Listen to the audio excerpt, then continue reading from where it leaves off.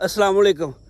और सियाने आते ने 4 कदम चोर तो, 16 कदम चुगलखोर तो ते 72 कदम हरामखोर तो दूर रहना चाहिए।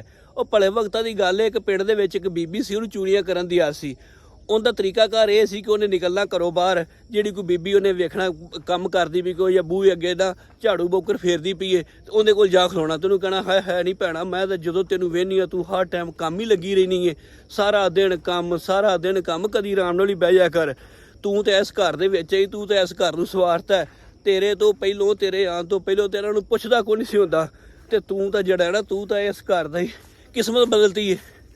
वो जो इन्हें सुनना उन्हें भी कोई शुरू हो जाना, तो जे कि उत्तों आ जाना वो बीबी का बंदा, तो उन्हें कहना वे पुत्तर वे किड्डी चंगी तेरी बुढ़ी है, तू तो जिहड़ा ना इहदी कदर ही नहीं करदे तुसीं, ठीक है। मेरे को चंगा बंदा होंदा तो इहदा पैर धो के पींदा, वो इन्नी गल करनी, तो उन्हें जिहड़ा है ना, उन्हें कहा जिस तरह तुहाडी रोटी पानी तुहानूं करदी है, तुहाडी वे हर वक्त काम है, तुहाडे ते घर दी तकदीर बदलती है। वो गल माड़ी रोटी पानी ते आनी, उन्हें कहना भैणा आया तू रोटी पानी तेनूं खवाने आया तू। वो जो इन्नी गल कहनी, वो अगे ही तैयार होंदी सी। उन्हें कहना दिल तो मेरा करदा कि मैं तेरे हत्थ दे पराठे खावां, मैं तो जिहड़ी ना जिन्नी तेरी तारीफ सुनी है, जिड्डी तू चंगी है, वो इन्नी उन्हें कि किहड़ी गल है, मैं तेनूं परोठे खवा देनी आ। वो भाजी उन्हें बहना, नाले उन्हें गल्लां करदियां, नाले और चूड़ियां वो सुनी जाना, उन्हें भी खुश है, उन्होंने पता मेरी तारीफ होंदी पई है। वो भाजी उन्हें रोटी पानी खानी खा के अगाउण वाला, उन्हें रोटी पानी खा के उदों निकलना, तो मगर उन्होंने 15-15 घर जिहड़ा ना 15-15 दिन जिहड़ी है वो लड़ाई ना मुकनी।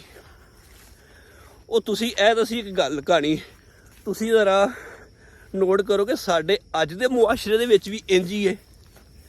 क्या असीं खुशामद पसंद करने आ? चल चुगलखोर तां होया ना, उन्हें तो चुगली कीती, अगर असीं वो सुनिए ही ना, तो फिर तो जे साडे च सुनन च भी अगर जिहड़ी है ना साडे च भी गलती है कि असीं खुशामद या झूठ सुनना पसंद करते हैं।